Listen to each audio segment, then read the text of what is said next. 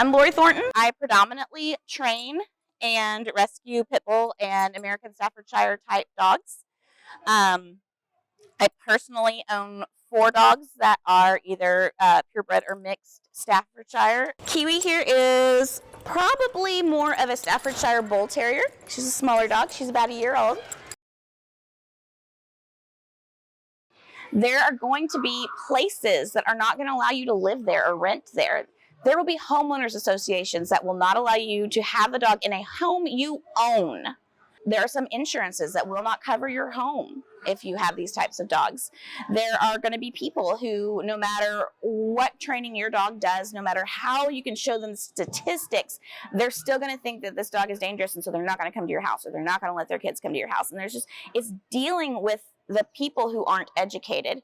And so owning these dogs, part of it becomes advocating for them. They do tend to be prone to allergies, skin allergies, itchiness, things like that. So taking, kind of that you're probably going to need to buy really good quality food. You're going to get to, be on a first name basis with your vet.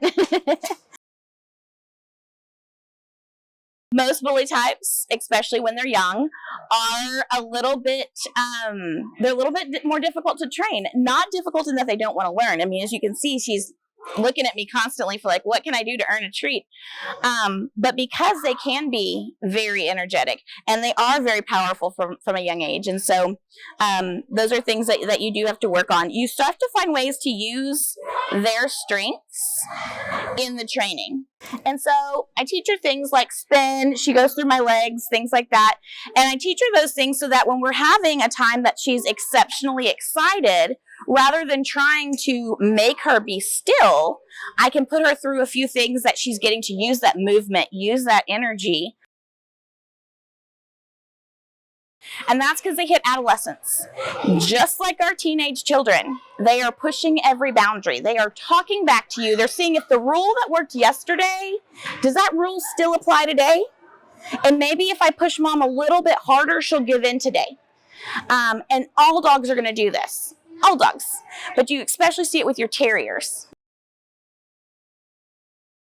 Think about a day that you had to take a really long test. And all you did was sit in a desk that day. But you were exhausted at the end of the day because your brain worked so hard.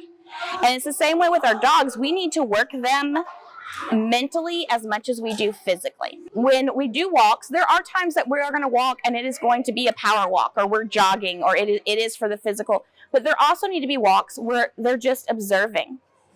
Okay? I guarantee you, her today, after sitting out here and seeing all the people, she's going to sleep so hard. And so when you're letting them go out and just smell, that is a wonderful way of working their brain.